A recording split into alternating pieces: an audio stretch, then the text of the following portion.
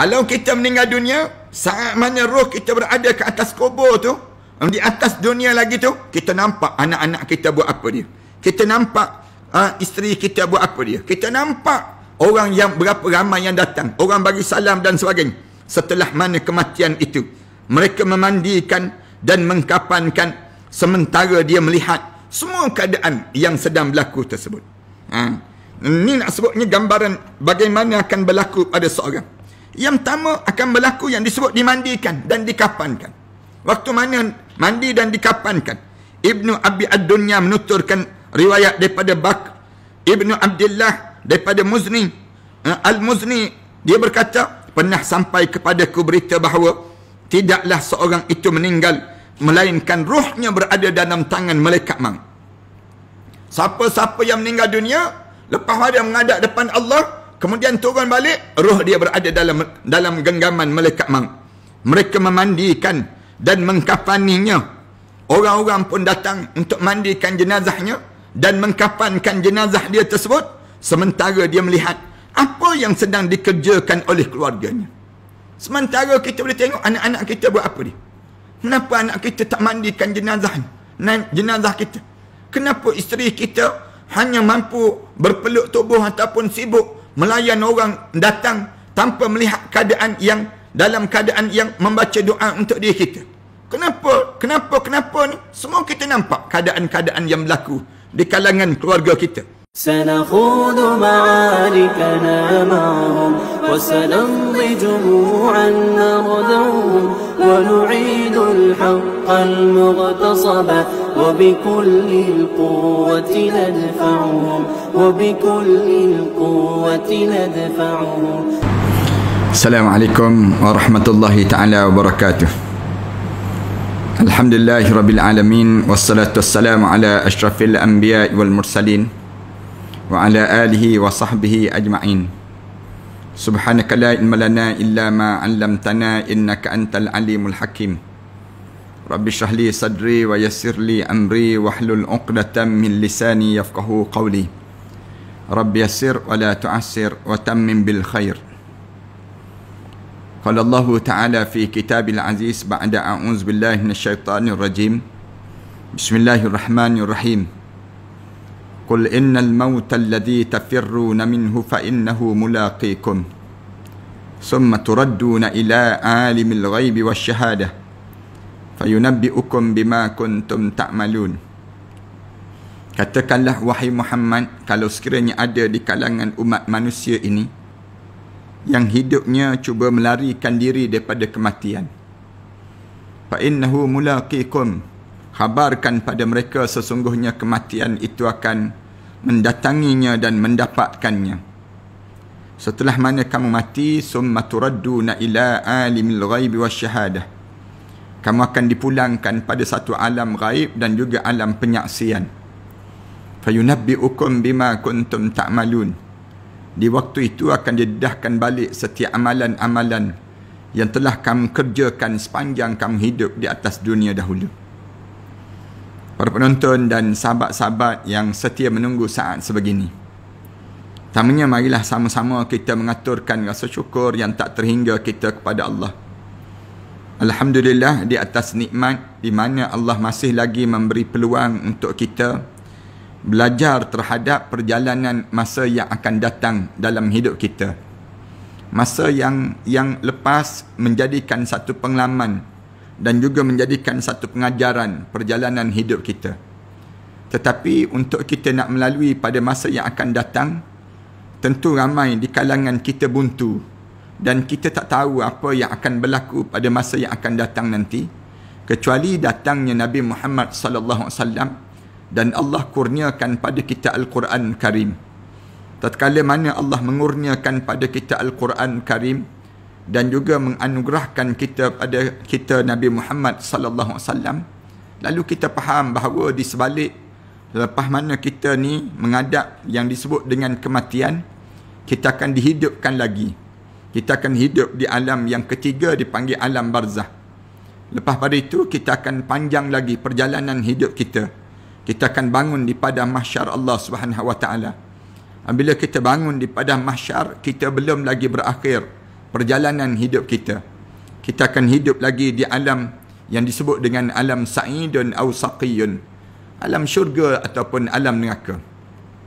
Sahabat-sahabat penonton sekalian, tatkala mana kita berbicara tentang soal perjalanan masa akan datang nanti, jarang di kalangan kita boleh faham terhadap keadaan yang kita akan lalui nanti, kecuali apabila kita membuka lembaran-lembaran Al-Quran dan kitanya membaca hadis-hadis Nabi SAW. Maka kita mula memahami, lepas-lepas pada kita ni melalui masa-masa tersebut, lepas pada kita hidup di atas dunia ini, kita akan lalui lagi masa-masa yang akan datang pada kita. Lalu kita kena buat amalan dan kita kena buat persiapan untuk kita nak lalui pada masa yang akan datang nanti. Kerana dunia ni kita dah tahu, dunia ni yaumul amal, hari untuk kita bercucuk tanam, hari untuk kita beramal. Manakala akhirat lepas pada dunia ni, kita akan disebut dengan yaumul jaza, hari yang akan dibalas.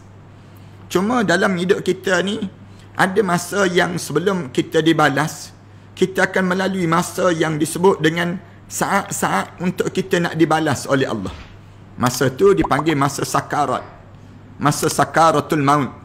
Sakarat ini satu masa yang menggemparkan dalam hidup kita. Sebelum kita dibalas oleh Allah, Allah akan jadikan masa yang disebut dengan masa sakarat. Masa sakarat ini semua di kalangan kita akan lalui. Nabi lalui, umat Nabi Muhammad melalui, semua di kalangan umat manusia melalui. Soalnya waktu mana kita melalui masa sakarat itu, bagaimana untuk kita nak melepasi dengan keadaan yang mati kita dimatikan dalam keadaan husnul khatimah.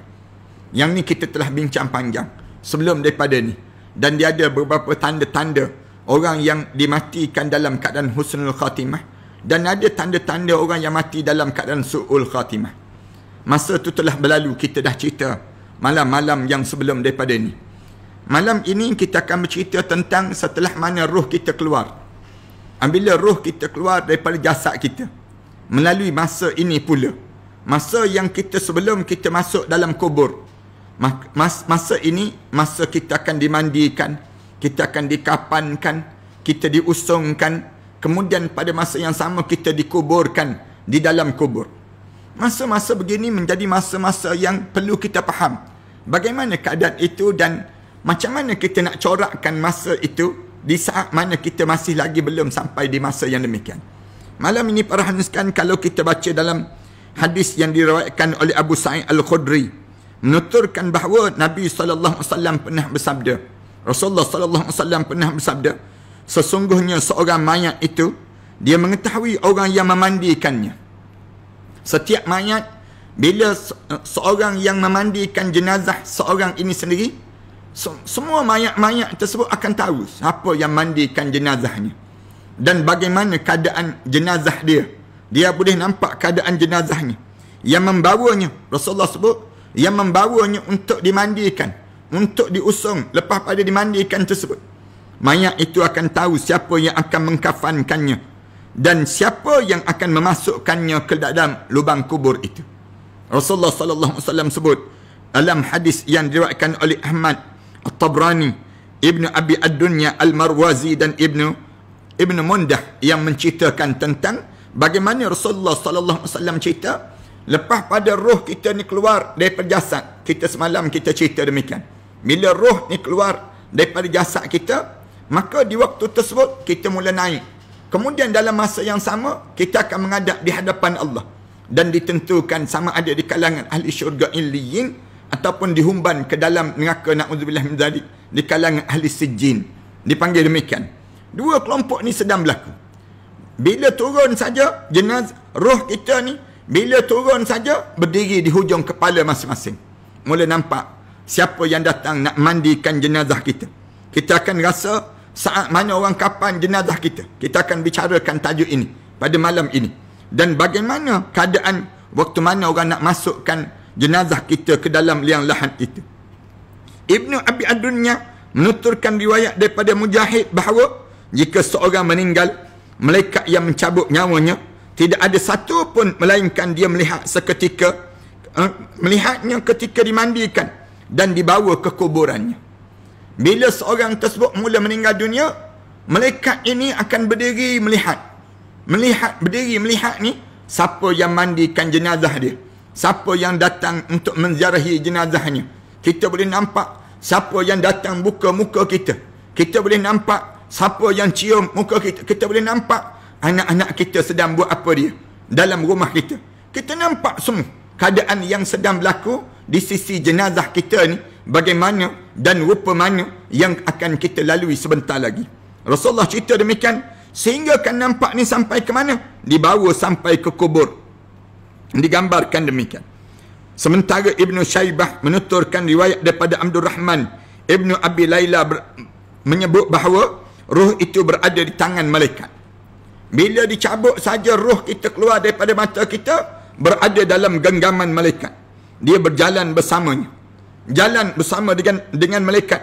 Jika ia dimasukkan ke dalam kubur, dia akan diletakkan roh itu di dalam kubur bersama dengan jenazah yang diturunkan ke liang lahat tadi. Kemudian disebut lagi, sedangkan Abu Nu'aim menuturkan riwayat daripada Amr bin Dinar, dia meriwayatkan tidaklah seorang meninggal melainkan rohnya berada di tangan malaikat. Roh itu melihat ke jasadnya, berada dalam genggaman malaikat. Bila demikian, roh kita ni nampak jasad kita, nampak tengok pakaian warna apa dia, kemudian dalam keadaan orang bercakap apa dia, didengar di saat itu bagaimana roh itu melihat ke jasadnya, bagaimana orang mandikan jenazahnya. Orang mukmin ini dimandikan, bagaimana dikafani dan dibawa ke kuburan. Sebab tu saya sebut banyak kali, berkawanlah dengan orang soleh. Mudah-mudahan bila kita meninggal dunia, orang yang soleh-soleh saja yang datang menziarahi jenazah kita.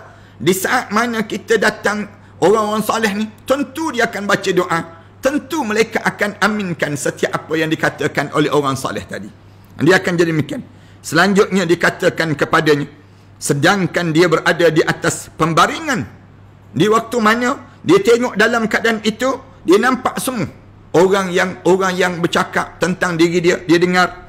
Lalu katanya malaikat kepadanya, dengarlah pujian manusia yang diberikan kepada kamu tu. Kamu dengar tu kan? Maknanya setiap percakapan orang bercakap dekat dengan jenazah kita ni, bila kita terbaring nanti, kita dengar. Sehingga kan malaikat kata apa dia? Dengar orang puji kamu. Allah meninggal dunia orang yang begini. Sehingga kan saya nak sebut apa dia? Apa yang ditulis dalam Facebook, apa yang ditulis dalam Instagram, apa yang ditulis dalam YouTube dan sebagainya, semuanya dinampak orang tu ucap takziah, inna lillahi wa inna ilaihi raji'un. Semua kita boleh baca di saat mana sedang berlaku keadaan demikian. Ini nak sebut, jangan kita nampak yang tu saja, tidak, tetapi bahkan yang orang tulis dalam Facebook. Tahu saja orang tulis saja dalam Facebook kita, telah meninggal dunia pada sekian, pada masa sekian, nama sekian, lalu ditulis, moga-moga rohnya di kalangan hamba Allah yang saleh. Mari kita berdoa untuk dia. Lalu orang pun tulis doa-doa ini. Semua doa-doa ini diperdengarkan dan diperlihatkan pada seorang yang telah meninggal dunia, waktu mana dia di pembaringan itu ditunjukkan oleh para malaikat Allah kepadanya. Satu di Facebook ni tuan-tuan, tulis yang baik-baik je tuan-tuan. Tuan-tuan jangan biarkan Facebook tuan-tuan, Instagram tuan-tuan mencaci maki para alim ulama tuan-tuan. Jangan tuan-tuan di antara mereka-mereka yang jadi RBA. Tuan-tuan jangan jadi demikian tuan-tuan. Tuan-tuan jangan jadi orang yang Red Bin Army, tentera-tentera musuh yang menyerang yang disebut dengan musuh-musuh Islam yang menyerang para alim ulama. Tuan-tuan jangan terjadi tuan-tuan. Kerana setiap tulisan tuan-tuan itu akan dipertontonkan saat mana tuan-tuan dah menghadap di hadapan Allah. Katakanlah tulisan itu tulisan yang jelek dan juga buruk, di saat mana kita menghadap depan Allah, tulisan itu kekal di wall tersebut. Tulisan itu kekal di dalam tulisan-tulisan kalian yang tak mampu dipadam oleh sesiapa pun. Kerana password yang berada itu pada diri kita saja. Waktu tu tuan-tuan akan sengsara sangat. Jadilah orang yang sentiasa dalam keadaan yang menulis kata-kata yang indah-indah, yang tiap kali mana kita tulis memberi kesan kepada setiap jiwa-jiwa yang membacanya. Tulisan-tulisan yang membawa orang ke akhirat Allah. Yang kita membawa kepada keuntungan, bukan membawa kepada kehancuran. Jangan tuan-tuan terlibat dengan fake news. Jangan terlibat dengan apa dia, caci maki, tulisan-tulisan meluahkan perasaan. Tuan-tuan jangan buat benda-benda yang demikian. Jangan kita nak ucap selamat hari lahir pada isteri pun tulis di Facebook juga. Tak malu kita. Kadang-kadang orang kita ni, kadang-kadang dia nak tunjuk dia ni cinta pada isteri dia pun tunjuk dalam Facebook juga. Bagi saya kata, tuan-tuan kena lihat bagaimana ulama-ulama dia susun dalam kehidupan mereka.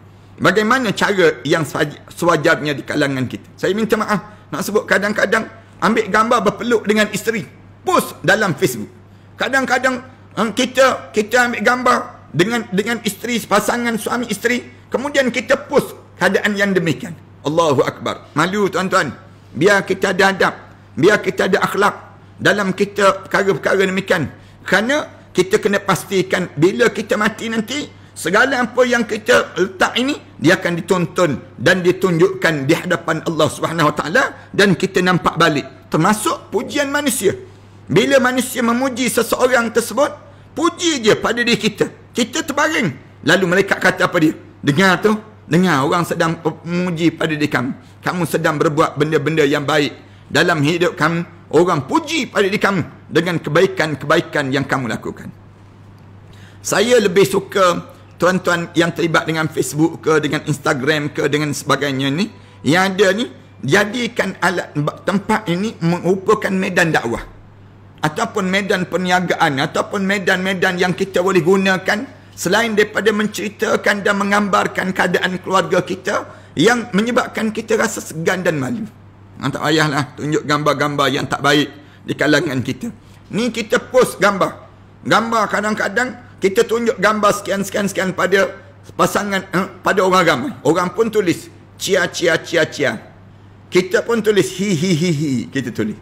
Mula benda-benda yang tak elok berlaku dipanggil demikian. Ni nak sebutnya, bila roh kita ni keluar daripada jasad kita, keluar saja roh kita daripada jasad kita ni, maka dalam keadaan demikian kita nampak terus benda apa yang berlaku pada diri kita.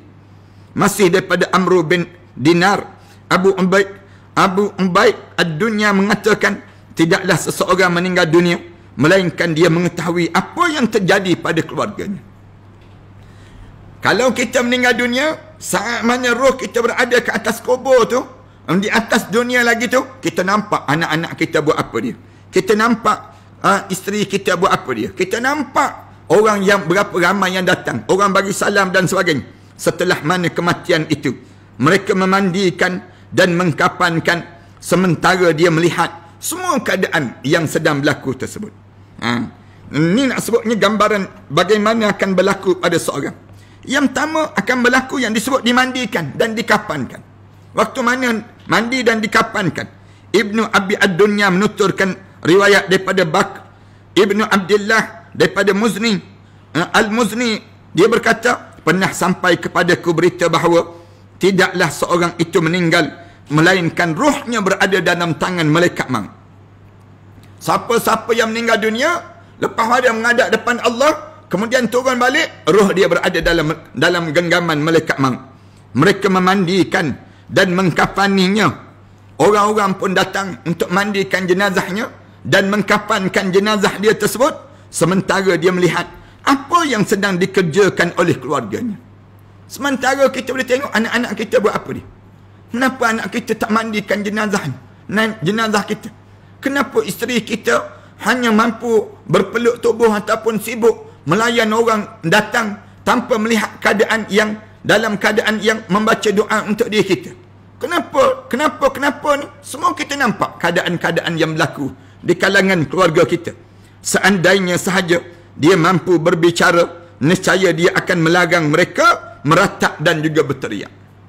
Kalaulah roh-roh ni boleh bercakap, dia akan seru ada keluarga, jangan menangis, jangan meratap, jangan meraung, jangan kamu berteriak, jangan. Bahkan kamu bersabarlah kalau bolehnya saat yang sebegini. Ini di saat mana orang mandikan jenazah kita, di antara benda yang nak dibuat oleh roh-roh ni apa dia? Nak sebut pada keluarga, jangan kamu menangis, jangan kamu meratap. Maksudnya jangan kamu meratap ni, menangis sampai peringkat kamu merau-rau. Menangis sikit-sikit ni dibenarkan dalam Islam. Menangis kadar menunjukkan rasa kasih sayang, ini tak jadi masalah. Yang tak boleh bila kita meratap. Bila peringkat kita ni merau, bila meratap dan merau, yang ni yang dilarang dalam Islam, menyeksa pada jenazah itu sendiri. Nescaya dia akan melarang mereka meratap dan berteriak. Cara orang Arab, kalau meninggal dunia, dia ambil tanah, dia lempar di muka dia. Dia ambil macam, dicabuk kain tudung dia tu, dia tarik rambut dia. Ini cara orang Arab. Alhamdulillah orang Melayu kita tidak demikian. Alhamdulillah setakat ni orang kita bila meninggal dunia hanya sekadar mengalir air mata, kesal air mata. Yang ni tak apa. Ni tanda air mata rahmat Allah yang berlaku perasaan kasih sayang di antara orang yang hidup dengan orang yang baru meninggal dunia. Itu lain. Tapi yang tak boleh bila merau. Kenapa Allah matikan anak aku? Kenapa Allah matikan isteri aku? Kenapa Allah matikan suami aku? Lepuk muka dia. Yang ni dilarang dalam Islam. Islam larang dipanggil demikian. Bila dimandikan dan dikapankan, saya pernah sebut, sebaik-baiknya bila nak mandi jenazah ni, panggil anak-anak yang soleh. Anak-anak yang soleh yang tolong mandikan, tolong kapankan. Semuanya di kalangan anak-anak yang kalau boleh, yang ni yang terbaik di kalangan kita. Sementara itu Sufyan menuturkan bahawa sesungguhnya seorang mayat itu mengetahui segala sesuatu. Bila kita meninggal dunia, kita nampak segala sesuatu. Nampak semua keadaan. Sampai dia seolah-olah berseru kepada orang yang mandikannya. Sampai dia ni sebut pada orang mandi diri dia, demi Allah, celakalah kamu, kecuali kamu berhati-hati dalam memandikan aku. Jangan kasar sangat, katanya dia. Pada orang yang mandi jenazah tu, roh ni akan sebut kepada orang yang mandi jenazah tu, perlahan-perlahan, sakit aku ni, jangan kasar sangat. Kalau kamu kasar dengan jenazah aku ni, aku bagaikan seluruh tu badan aku ni sedang melecur saat ini. Allahu Akbar. Dia akan sebut demikian. Lalu dikatakan pada mayat itu, ketika mana masih di atas pembaringan, dengarlah orang yang sedang memberi pujian untuk diri kamu. Cuba kamu dengar tu, orang sedang memuji pada diri kamu. Maka kamu dengar betul-betul pujian-pujian yang berlaku kepada seorang di waktu mana, dalam keadaan yang dia sedang, dalam keadaan orang sedang mandikan jenazah kamu. Tengok, orang puji lembutnya perut dia, ringannya jasadnya. Orang puji di saat yang berlaku keadaan yang sedemikian rupa tersebut. Itu yang pertama. Maknanya bila dimandikan ni, kita nak siapa yang mandi jenazah kita ni? Anak yang paling soleh. Anak kita yang datang baca doa untuk diri kita. Anak kita ni silang kaki tangan ni, riba tu mayat arwah ayah ni. Dia yang mandikan. Anak ni tolong mandikan, baca doa di saat mana mandi tersebut. Ya Allah, ampunkanlah dosa arwah ayah saya ini, ya Allah. Jadikanlah arwah ayah saya ini di kalangan hamba kamu yang saleh. Sambil mandi tersebut, baca doa lemah lembut di saat yang demikian. Yang ni nak sebutnya keadaan yang berlaku ini. Kalau kita tengok dalam satu peristiwa yang berlaku zaman Rasulullah sallallahu alaihi wasallam, dalam mereka yang terbunuh dalam perang Badar. Anas radhiyallahu anhu diriwayatkan bahawa Nabi sallallahu alaihi wasallam diri di hadapan orang-orang yang terbunuh dalam perang Badar. Seraya bersabda, Rasulullah sallallahu alaihi wasallam diri di hadapan jenazah. Wahai fulan ibnu fulan, apakah kalian mendapat bukti tentang apa yang dijanjikan oleh Tuhan kalian? Rasulullah sallallahu alaihi wasallam sebut, wahai fulan bin fulan, kamu tengok tak apa yang telah dijanjikan oleh Allah kepada kalian sekarang? Sementara aku sendiri sudah mendapat bukti tentang apa yang telah dijanjikan Tuhanku kepadaku. Ini ucapan Rasulullah sallallahu alaihi wasallam pada orang yang datang lawan Rasulullah sallallahu alaihi wasallam. Dia orang Islam, tapi dia berada di kota Mekah bersama dengan Abu Sufyan, datang lawan Rasulullah sallallahu alaihi wasallam. Ini nak sebutnya ada orang yang demikian. Lalu Rasulullah sallallahu alaihi wasallam tanya, kamu ni yang mati ni, kamu nampak tak sekarang janji-janji Allah? Aku dah bagi tahu dah. Aku nampak janji Allah. Kamu ni nampak tak janji Allah sekarang? Lalu Sayyidina Umar tanya, ya Rasulullah, bagaimana mungkin kamu berbicara dengan jasad-jasad yang tak menyawa itu, ya Rasulullah? Macam mana kamu boleh bercakap dengan mereka itu, ya Rasulullah? Rasulullah menjawab, kalian tidak mendengar apa yang aku katakan, tetapi mereka mendengarnya. Hanya sahaja mereka tidak dapat memberi jawapan kepada pertanyaan yang aku sebut sebentar tadi. Rasulullah sallallahu alaihi wasallam sebut, kalian tak dengar apa yang mereka jawab. Tapi sebenarnya nak sebutnya Rasulullah kata, yang aku tanya tadi mereka dengar. Setiap mayat-mayat yang terbaring itu mereka mendengar setiap ucapan yang aku sebut ini. Menunjukkan bila kita meninggal dunia, para alim ulama sebut, terbaring je jenazah kita, kita dengar balik orang yang datang. Sebab tu biar yang datang ni orang-orang salih. Orang salih datang dia baca doa terus. Orang salih datang dia baca ayat Quran. Jangan sampai peringkat orang yang toleh yang datang ziarah jenazah kita. Bila diangkat je jenazah kita tu, tengok confirm kita mati, dia pun sebut daripada mulut dia, padan muka engkau, mampus juga akhir. Dia sebut. Ataupun dia tak dengar, orang lain tak dengar, tapi kita dengar yang dia bisik, mati juga engkau, disebut. Dia sebut demikian. Yang ni yang jadi bahaya. Oleh demikian, Islam diajar, bila kamu hidup atas dunia, kamu kawan dengan orang saleh. Bila kamu meninggal dunia, orang saleh sebut, inna lillahi wa inna ilaihi raji'un. Dari Allah kita datang dan kepada Allah kita kembali. Cukup dengan kalimah yang demikian menjadikan kegembiraan pada diri kita waktu mana kita menghadap di hadapan Allah Subhanahu Wa Taala. Nak sebutnya gambaran yang berlaku ini sendiri. Ni waktu mana kena mandi, dimandikan jenazah. Manakala yang kedua, bila saat mana diusung jenazah ini sendiri. Diusung jenazah, Rasulullah sallallahu alaihi wasallam juga bersabda, sebagaimana diriwayatkan oleh Abu Sa'id Al-Khudri, bahawa ketika mana jenazah diletakkan dan dibawa di atas bahu orang-orang yang membawanya, jika jenazah itu termasuk orang yang saleh, dia akan mengatakan, segerakanlah aku. Katanya jenazah tersebut. Sementara jika dia tidak termasuk orang yang saleh, dia akan mengatakan, celaka, ke mana kamu nak bawa aku ni? Celaka kamu, ke mana kamu nak bawa jenazah ini? Waktu mana kena usung, suaranya itu didengari oleh segala sesuatu selain daripada manusia. Suara yang dia tanya tu, kamu nak bawa ke mana? Kamu nak bawa ke mana tu? Yang aku nak dibawa ke mana ni? Didengari oleh seluruh alam ini, kecuali yang tak dengar ialah manusia saja. Rasulullah sebut demikian. Sebab jika manusia itu mendengar, nescaya mereka akan jatuh pengsan kerana kedengaran suara daripada mayat tadi. Bukan jatuh pengsan sajalah, nescaya akan lagi lintang pukang, senang cerita. Hadis ini diriwayatkan oleh Syaikhan dalam meriwayatkan perkara demikian. Maknanya, bila diusung jenazah kita, siap dimandikan jenazah kita, dikapan jenazah kita, kemudian diusung jenazah kita untuk dibawa ke kuburan ini, semuanya kita nampak keadaan yang berlaku tersebut. Tak percaya, cuba try mati ya, senang cerita. Orang kita akan kata, ya ke ustaz nampak? Cuba try mati nak tengok bagaimana keadaan yang demikian.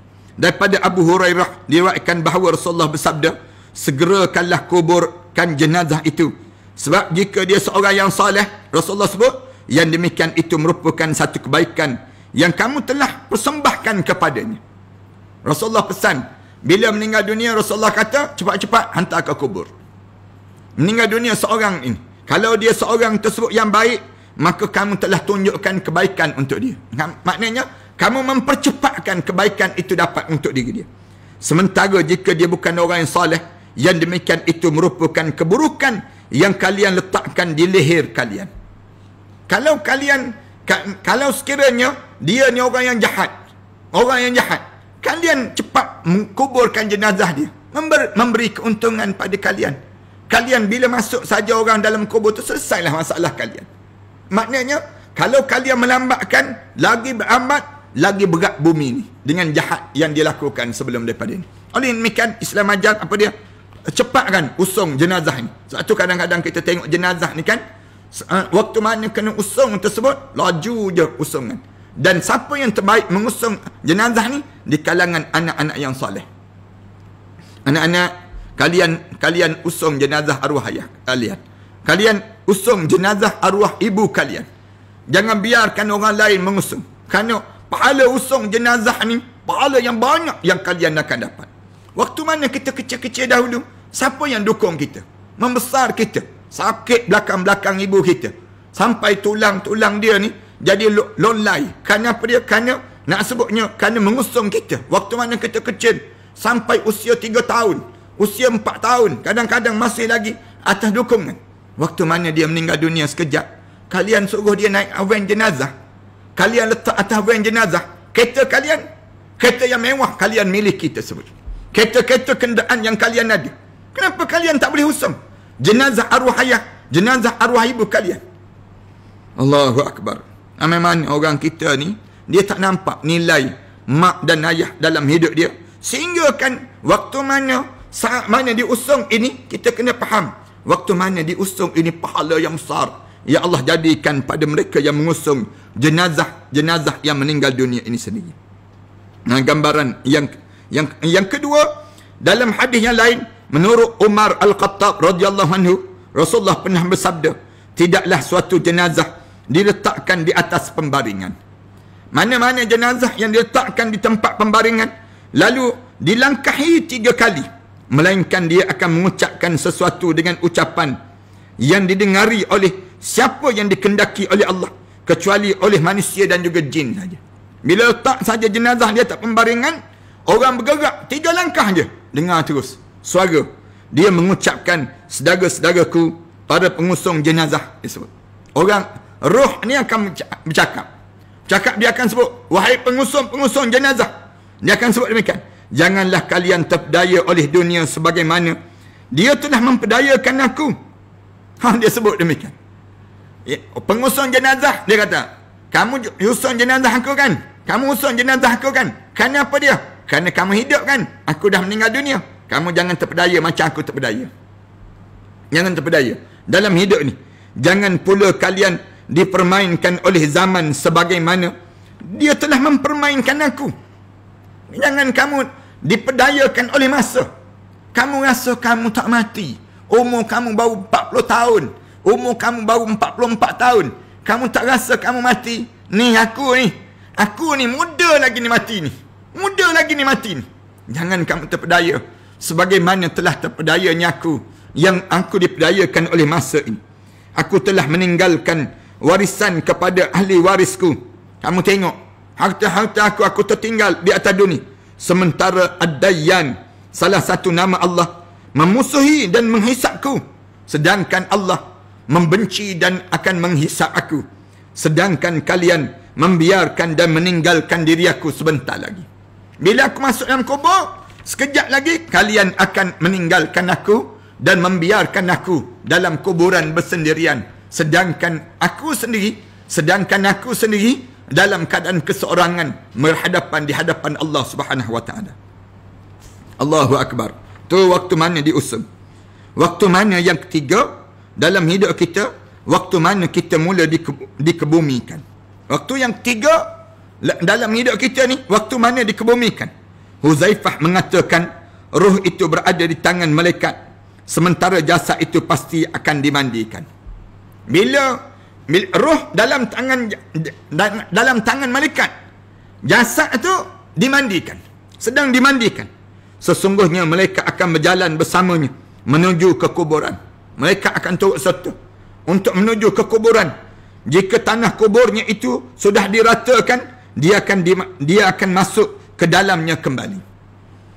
Roh ni berada di atas kubur tu, naik orang ke bumi, jenazah kita tu jatuh tanah, jatuh tanah tu, turun dalam kubur tu, hadap muka ke kiblat tersebut, kemudian naik. Waktu mana naik dalam keadaan tanah tu jadi rata je, roh ni turun balik ke dalam kubur tadi. Masih daripada Huzaifah Al-Baihaqi mengatakan, sesungguhnya roh itu berada di tangan malaikat, sementara jasadnya sedang diurus. Saat mana sedang diurus tu, roh berada dalam genggaman para malaikat. Di waktu itu orang mandikan, orang kapankan dan sebagainya. Jika seorang yang membawa jasad itu ke kubur, roh itu mengikuti. Bila seorang tersebut bawa jasad dia ke kubur, roh ni akan ikut serta sekali, mengikut. Kalau naik kenderaan, dia akan bersama dengan kenderaan. Jika jasadnya diletak dalam kubur, roh itu ada di sekitarnya. Tak saja jenazah dalam kubur, roh itu berada sekitar dekat dengan jasadnya tadi. Ini nak sebutnya bagaimana keadaan yang berlaku bila dikebumikan jenazah ini sendiri. Sama juga yang disebut dengan keadaan yang tiga ni. Sementara Ayub menuturkan bahawa pernah dikatakan salah satu penghormatan keluarga terhadap mayat adalah menyegerakan pengkebumian pada jenazah ini sendiri.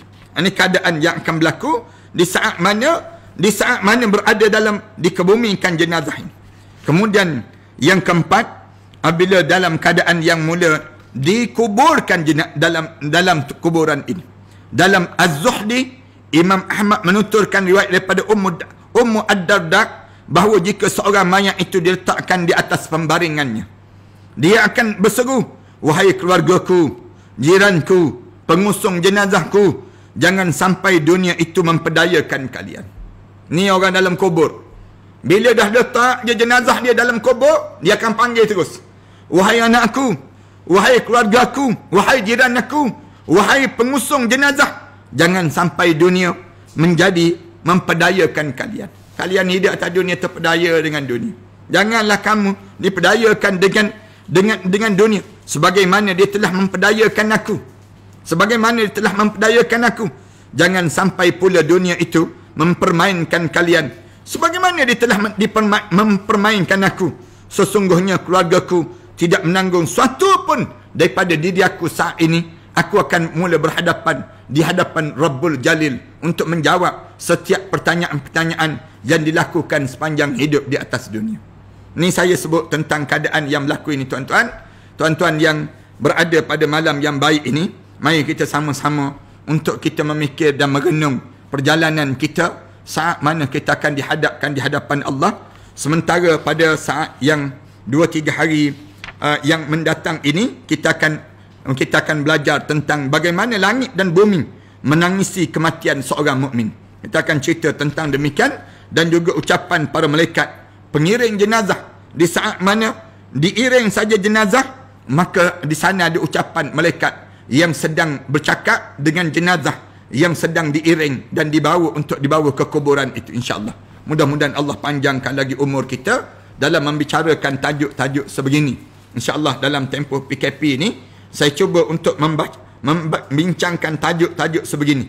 Sampailah ke syurga, sampailah dihumban ke dalam neraka. InsyaAllah dalam perbincangan malam-malam yang baik, mudah-mudahan Allah jadikan kebaikan dalam kehidupan kita dan kematian kita, kematian husnul khatimah, insyaAllah. Bagaimana nak tolong arwah saudara mara kita di mana semasa hidupnya ditinggalkan solat, tidak hirau majlis-majlis ilmu, tidak mahu belajar Al-Quran. Macam mana kita nak tolong? Tolong doa. Tolong doa. Ya Allah, walaupun kami tahu orang ni dia menghadap depan Allah dalam keadaan dosa-dosa yang banyak, kami memohon pada kamu di atas nama persaudaraan ini agar kamu ampunkanlah dosa-dosanya itu, ya Allah. Ini dipanggil orang yang hidup membantu orang yang dalam kubur. Yang ni tolong doa. Yang kedua, tolong bersedekah di atas namanya. Itu cara demikian. Bersedekah di atas nama dia. Ya Allah, orang ni kedekut waktu mana hidup. Tapi ya Allah, aku nak sedekah juga. Kerana apa dia? Kerana dia saudara aku. Dia baik dengan aku. Kita sebut ada Allah SWT. Bahasa yang mudah je dalam doa-doa kita. Yang ketiga, sambung silaturrahim. Sambung silaturrahim yang dia bina atas dunia. Ini kita teruskan dalam keadaan yang sedemikian rupa. Kemudian ada lagi pertanyaan. Assalamualaikum Ustaz. Di musim PKP ni, ramai yang ambil kesempatan menjual barang-barang 2-3 kali ganda daripada modal yang dibeli. Apa hukum dia Ustaz? Dosa. Jangan sampai peringkat demikian. Jangan membebankan, jangan. Kita ni memudahkan, jangan menyusahkan. Yassiru wa la tu'assiru. Wa basyiru wa la tunaffiru. Permudah, jangan perpayah. Dan jangan kita ni melarikan orang, tetapi mendekatkan orang. Di kalangan kita, jangan ambil kesempatan di atas kelemahan di kalangan kita. Dosa kita, ambil kesempatan demikian. Jualah dengan harga-harga yang sewajarnya. Bukan dengan berlipat kali ganda. Setelah mana kita simpan barang-barang tersebut. Dipanggil ihtikar. Yang ni dilarang dalam Islam. Black Chelsea tanya. Assalamualaikum Ustaz. Waalaikumsalam. Mau tanya, kalau ada ulat di bawah tilam, ulat putih tak banyak juga, tak sampai 10 lau, tak silap, apa tandanya Ustaz? Mohon pencerahan. Tandanya kotor lah tu. Tanda kawasan tu kotor. Jadi dalam keadaan demikian, tolong bersihkan. Tolong bersihkan keadaan jemur tilam-tilam tersebut. Musim-musim macam ni jangan duduk terbaring je. Boleh jadi peluh-peluh kita, boleh jadi dalam keadaan yang suasana kita gelap, bilik yang kita tak bersih dan sebagainya, datang perkara demikian. Tapi kalau kita jawab, Ustaz, saya memang bersih, saya hygiene, saya jaga kebersihan tersebut. Tiba-tiba ada ulat-ulat yang sebegitu yang datang. Kita dah jaga dah, tak ada daripada kekotoran ni. Ini tanda sihir yang sedang berlaku dalam rumah tangga kalian. Tu kita kena faham. Sihir ni, yang ni kena bincang balik dah. Kena bawa pisang 2 tandan, ayam golek 2 ekor. Baru kita sambung balik cerita mengenai sihir ni, insyaAllah. Assalamualaikum Ustaz. Muhammad Firdaus Ahmad tanya, apa hukum buat tahlil? Masa zaman Nabi ada tak tahlil Ustaz? Mohon pencerahan. Saya dah jawab banyak kali dah. Hukum dia adalah harus. Hukum dia adalah harus. Maknanya tidak ada dalil yang menunjukkan haram. Hukum dia panggil demikian. Kerana tahlil ni yang bahkan kadang-kadang menjadi sunat. Sunat yang dituntut pada diri kita untuk kita lakukan. Dengan syarat jangan tentukan tarikh, jangan tentukan masa. Jangan tentu saya nak buat tahlil sempena 40 hari. Sempena yang ke-7, yang tu tak boleh. Tahlil ni sebut la ilaha illallah Muhammadur Rasulullah. Dosa ke kita sebut demikian? Tak berdosa. Tak berdosa pun sebut. Tapi jangan kita upah orang. Jangan. Kita sebut la ilaha illallah ni, diajar pada diri kita niat, ya Allah, sampaikanlah zikir wiri ini untuk arwah ayah, arwah mak dan arwah adik-beradik. Kita kumpul adik-beradik, baca doa-doa untuk mereka tersebut. Ini dibenarkan dalam syarak. Islam benarkan demikian. Cuma saya sebut dah 2-3 malam yang sudah. Yang pertama, jangan tentukan tarikh. Kemudian yang kedua, jangan tentukan tarikh. Maksudnya apa dia? Sempena yang ke-7, hari yang ke-7, sempena hari yang ke-14, sempena hari yang ke-21, sempena. Jangan sempena. Yang kedua, mesti di kalangan anak-anak yang soleh, anak-anak yang baca doa, anak-anak yang zikir. Jangan kita nak upah orang, panggil orang, yang kita duduk relax makan bihun kat belakang. Yang ni salah di kalangan kita. Jangan begitu. Kita pula panggil adik-beradik kita, mari kita baca doa untuk arwah ayah, untuk arwah mak dan sebagainya. Pun dibenarkan dalam syarak. Baca ayat-ayat Quran. Dan kita tak hadkan yang dalam keadaan yang masa-masa yang sedemikian rupa. 2. Yang ketiga, jangan ambil harta mereka yang telah meninggal dunia untuk buat jamuan. Jangan. Kerana harta tu dah jadi harta pusaka. Pastikan kita tak ambil duit ataupun harta yang orang meninggal dunia. Kadang-kadang yang jadi masalahnya, bila kita wajibkan benda tersebut, sehingga akan menyebabkan menyukarkan anak-anak yatim, menyukarkan ibu-ibu yang kehilangan suami untuk membuat jamuan demikian. Yang ni berdosa. Tak boleh. Jangan demikian pada diri kita. Kemudian ada pertanyaan lagi. Takutnya, ya Allah, yang sebut oleh pejuang bertopeng sebut. Dia dah jadi pejuang topeng, takut juga. Ampunkanlah dosa. Ya. Ampunkanlah dosa-dosa ini. Yang ditanya dalam Instagram. Instagram dah berakhir. Belum. Ada lagi masa dalam Instagram. Dan Assalamualaikum Ustaz. Saya nak bertanya, apakah hukum kita memandikan jenazah ataupun mencium jenazah mak angkat yang kita sebagai mak angkat yang kita sebagai mak kandung? Tak faham. Macam mana tadi? Memandikan jenazah atau mencium jenazah mak angkat yang kita sebagai mak kandung. Dianggap mak angkat, sedangkan dia tu anak kandung ke? Begitu ke? Ataupun kalau mak angkat tak boleh nak mandi. Senang ceritanya. Dan mencium dia pun tak boleh, mak angkat ya. Tapi mak kandung boleh. Mak kandung boleh. Tu yang kita kena faham keadaan pada diri kita.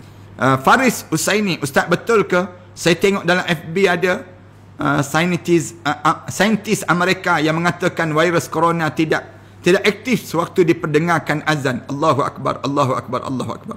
Mungkin juga demikian. Saya boleh jadi kajian-kajian yang berlaku ini yang menyebabkan saya pada peliknya orang kita ni, dia cukup takut dengan virus yang disebut COVID-19 ini. So takutnya pada diri dia. Jadi sampai peringkat dia tak bermain kan takutnya dengan virus ini. Kerana bagi dia tak nampak virus ini. Padahal yang patut kita jauh dalam hidup kita bukan virus ni. Jauhnya kita dengan syaitan. Syaitan yang tak nampak tu. Yang tu yang sepatutnya pada diri kita yang demikian. Yang ni pun kena takut juga. Bukan tak kena takut. Tapi orang kita ni beria-rianya dengan yang ni Sehingga dia tak percaya terhadap apa yang diajar oleh Nabi Muhammad sallallahu alaihi wasallam. Sebelum daripada ni, jahatnya yang dalam hidup kita ni, virus yang paling mengerikan kita apa dia? Syaitan. Senang cerita ni. Syaitan tu virus yang paling mengeri daripada diri kitanya. Tapi orang kita ada nak menjarakkan dengan syaitan. Kita boleh ada jarak distance yang disebut dengan social distance ini sendiri. Tapi kita boleh jarakkan demikian. Kita dengan syaitan. Kita dengan syaitan. Orang kita ada nak menjarakkan pada diri kita. Kita beria di kalangan kita kan. Beria di kalangan kita basuh tangan. Kemudian beria di kalangan kita ni, apa dia? Cuma pakai face penutup muka dan sebagainya. Tapi orang kita ada beria macam tu juga waktu mana kita ambil wuduk. Ada beria macam tu juga menjaga kebersihan. Islam dah hajar dah. Jaga Allah, Allah jaga kamu. Ihfazillah yahfazka. Kamu jaga Allah, Allah jaga kamu. Saya ada soalan nak tanya tentang doa selepas solat. Semasa kita menyebut nama arwah, terus sambung dengan doa. Selesai doa, terus sambung membaca Al-Fatihah dan Amin. Adakah itu sempurna? Adakah doa itu sempurna? Ya, sempurna. Boleh. Mohon pencerahan Ustaz. Dah cerah dah tu, insyaAllah. Maknanya sempurna pada diri kita. Kita boleh buat dalam keadaan demikian. Kemudian Ella Esa tanya, Ustaz, apa pendapat Ustaz? Boleh dikatakan ramai umat Islam menghina agama sendiri? Apa pendapat Ustaz? Orang ni tak ada agama ataupun tak ada iman dalam hidupnya. Bila orang yang tak ada iman, agama dia sendiri pun dia hina. Orang ni tak ada kemuliaan dalam hidup. InsyaAllah kita akan bicarakan tajuk khusus mengenai bagaimana penghinaan terhadap agama ini sendiri. Orang ni kalau dia meninggal dunia, dalam keadaan dia terhina menghadap depan Allah. Hitam wajah dia. Dan dia akan dididihkan dengan air yang panas di saat mana roh dia nak dikeluarkan daripada jasad dia. Penghina agama dipanggil. Assalamualaikum Ustaz Muhammad Sofi'i. Assalamualaikum Ustaz. Waalaikumsalam. Saya ingin bertanya, jikalau hati kita telah hitam, bagaimanakah kita nak bersihkan semula? Dan kenapa berat sungguh hati untuk tinggalkan kesilapan? Yang pertama taubat. Taubat terus. Dalam hidup kita ni, taubat kita ni macam mana? Sebut Allahumma gfirli ma qaddamtu wa ma akhartu. Ataupun kita sebut, ya Allah tolong ampun dosa saya ya Allah. Taubat. Ya Allah, taubat. Kita sebut, ya Allah, ampun dosa aku ya Allah. Taubat yang pertama. Yang kedua, duduk dalam majlis ilmu. Nak supaya hati kita kembali bersih. Kemudian yang ketiga, duduk dengan orang soleh. Yang keempat, pada diri kitanya, banyakkan kita berinfak pada diri kita ni untuk nak melembutkan kembali hati. Yang kelima, tolong pergi ke kubur, ziarah di kubur, duduk di kubur, baca doa-doa. Walaupun kubur tu tak ada kubur arwah ayah kita ke, arwah keluarga kita, pergi duduk kat kubur Muslim, bukan kubur yang kafir, tidak, tapi kubur Islam. Duduk di sana, kalian akan lembut hati kalian. Tengok jadi kubur, memandang saja. Ataupun tak berjumpa juga, Rasulullah kata, cari anak-anak yatim, pergi usap tangan kamu di atas kepala anak yatim. Kamu dengar perbicaraan kata-kata mulut yang keluar daripada anak yatim. Kalian akan jadi lembut hati kalian. Allah jadikan demikian. Kemudian seterusnya, rajin dan kerap sikit bangun tahajud malam. Bangun tahajud malam, kita akan lama akan lembut hati kita. Rajin pada diri kita demikian. Nusyahirah Ahmad Fakhruddin. Assalamualaikum Ustaz. Saya salah seorang peminat Ustaz. Jazakillah. Setiap ceramah Ustaz, alhamdulillah dapat saya sertai. Saya nak tanya, bagaimana cara untuk seorang anak perempuan dapat berbakti kepada jenazah arwah ayah? Contohnya dengan memandikan jenazah atau cara lain. Mohon pencerahan Ustaz. Anak perempuan, bila arwah ayah dia meninggal dunia, panggil adik-beradik lelaki. Ataupun anak perempuan, bila arwah ayah meninggal dunia, dia tak ada adik-beradik lelaki, maka di waktu tersebut, suami dia ataupun yang disebut dengan apa dia, yang dekat-dekat dengan dia, anak saudara kepada arwah ayah kita, misal contoh, minta supaya dia tolong mandikan dan sebagainya. Kita manakala anak perempuan ni boleh duduk dan tengok, baca doa sewaktu mana dimandikan jenazah tersebut. Kemudian waktu mana lepas pada meninggal dunia, ayah diusung, lepas pada selesai pengkebumian, anak-anak perempuan ni jangan berhenti berdoa kepada arwah ayah, arwah ibu, sehingga kita sebut, sehinggalah ya Allah matikan aku saat mana kamu dan kamu telah meletakkan arwah ibu dan arwah ayah aku dalam syurga kamu, ya Allah. Kita minta ampun pada Allah Subhanahu Wa Taala. Kemudian anak perempuan, dia boleh sambung silaturahim. Sambung silaturahim di kalangan adik-beradik arwah ayah, adik-beradik arwah mak dan sebagainya. Musyairah boleh lakukan demikian. Kemudian dalam masa yang sama juga, anak-anak perempuan ini boleh apa dia? Derma di atas nama arwah ayah, arwah ibu kita. Boleh buat benda-benda yang demikian. Ni cara untuk kita nak berbakti pada mereka yang sudah meninggal dunia tersebut. Kemudian, Assalamualaikum Ustaz. Dalam keadaan PKP ni, macam mana saya nak selesaikan fidyah untuk arwah ayah saya? Saya rasa tak senang duduk rumah. Kalau tak selesaikan lagi, mohon pencerahan Ustaz. Boleh bank-inkan dalam akaun, sama ada akaun Matan pun senang cerita. Masukkan dalam akaun Matan, kemudian kalian maklumkan pada admin, ni duit fidyah, berapa kadar dia, senang je. Bank-in tersebut Maybank to you, CIMB Klik ataupun melalui Bank Islam.biz ke apa dia panggil demikian. Maknanya semua tu secara online.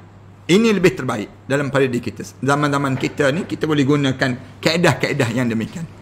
Kemudian Amiruddin, Assalamualaikum Ustaz. Saya nak tanya, kalau kita nak tidur malam, selalu keluar air mata, tanda rahmat Allah. Mudah-mudahan rahmat Allah ini berada dengan orang-orang yang sesoleh yang demikian. Assalamualaikum Ustaz. Saya kerap mimpi arwah abah dan arwah nenek. Mereka ajak saya ikut mereka. Kebetulan di bulan Sya'ban, bulan mereka kembali ke rahmatullah. Ada apa-apa kebetulan situasi begini Ustaz? Yang diajak tu ke mana?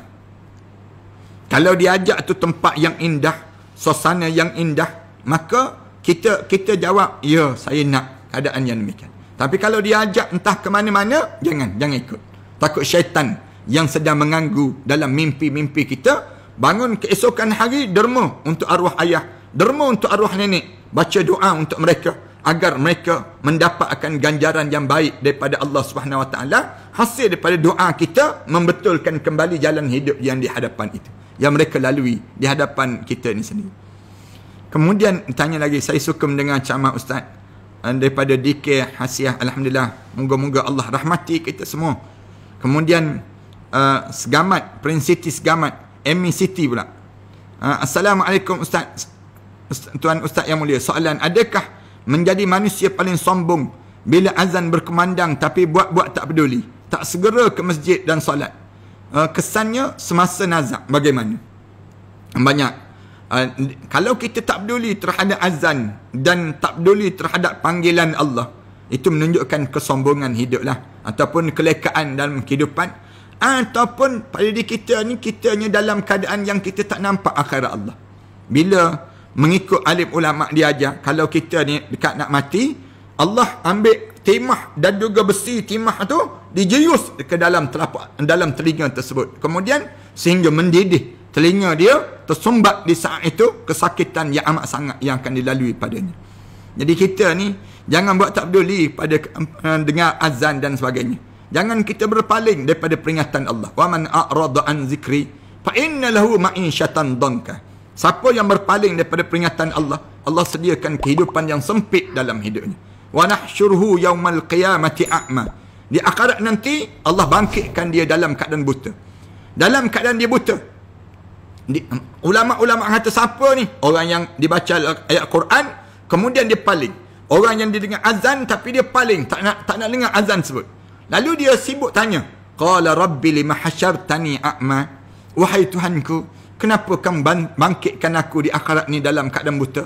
Wa qad kuntu basira. Sedangkan aku di atas dunia dahulu, pandangan aku jelas, nampak. Lalu Allah jawab, qala kadzalika atatka ayatuna fanasitaha wa kadzalika al-yawma tunsa. Demikianlah kamu, waktu mana kami hidupkan di atas dunia dahulu, kami dibacakan ayat-ayat pada diri kamu buat tak erti. Hari ni kami buat tak erti pada diri kamu pula. Kami buat tak peduli pada diri kamu tersebut. Terima kasih di atas kesempatan yang baik pada malam yang baik ini. Tuan-tuan, insya-Allah pada malam besok saya dipahamkan kita akan bersiaran dengan seorang lagi artis di tanah air kita yang banyak menggerakkan misi-misi kemanusiaan dengan Heliza Helmi. Saya dipahamkan demikian mengikut aturan yang diatur ini. Tuan-tuan, kalau ada kesempatan malam besok kita bersama Mudah-mudahan Allah jadikan kebaikan dalam pertemuan kita ini, dan mudah-mudahan kita akan diberi pertemuan yang baik. Dan tuan-tuan jangan lupa ya, dalam jadual tuan-tuan, hari Ahad ni kita akan bersama dengan Ustaz Abdul Samad daripada Indonesia. InsyaAllah kita akan buat lintas langsung sebegini juga, dan tuan-tuan pakat war-warkan di kalangan kita semua insyaAllah. Terima kasih sekali lagi dalam pertemuan yang baik ini. Aku qouli hadza astaghfirullah li wa lakum. Wassalamualaikum warahmatullahi taala wabarakatuh. Bismillahirrahmanirrahim. Alhamdulillahi rabbil alamin. Wassalatu wassalamu ala asyrafil anbiya'i wal mursalin wa ala alihi wa sahbihi ajma'in. Rabbana iftah bainana wa baina qaumina bil haqq wa anta khairul fatihin. Rabbana zalamna anfusana wa illam taghfir lana wa tarhamna lanakuna minal khasirin. ربنا وتب علينا إنك أنت التواب الرحيم. ربنا آتنا في الدنيا حسنة وفي الآخرة حسنة وقنا عذاب النار. صلى الله على محمد وعلى آله وصحبه وسلم. الحمد لله رب العالمين. معاركنا معهم وسنمضي جموعا نردوهم ونعيد الحق المغتصب وبكل القوة ندفعهم وبكل القوة ندفعهم بسلاح الحق البتار سنحرر أرض الأحرار ونعيد الطهر إلى القدس من بعد الذل وذا العار من بعد الذل وذا العار سنخوض معاركنا معهم وسنمضي جموعا نردوهم ونعيد الحق المغتصب وبكل القوة ندفعهم وبكل القوة ندفعهم وسنمضي ندك معاقلهم بدبيل دام يقلقهم وسنمحو العار بأيدينا وبكل القوة نردعهم وبكل القوة نردعهم سنخوض معاركنا معهم وسنمضي جموعا نردوهم ونعيد الحق المغتصب وبكل القوة ندفعهم وبكل القوة ندفعهم لن نرضى بجزء محتل لن نترك شبرا للذل ستمور الأرض وتحرقهم في الأرض براكين تغلي في الأرض براكين تغلي سنخوض معاركنا معهم وسنمضي جموعا نرضعهم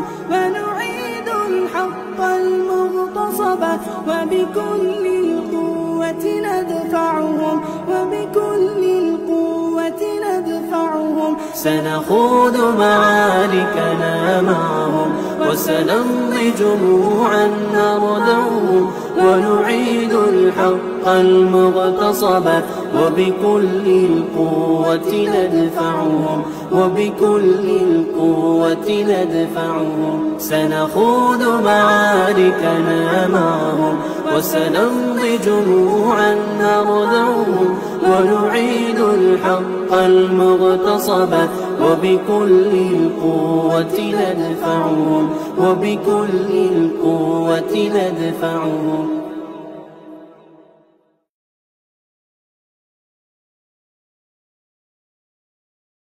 سنخوض معارك لا إله إلا الله محمد رسول الله عليه صلاة الله وآله والأحبة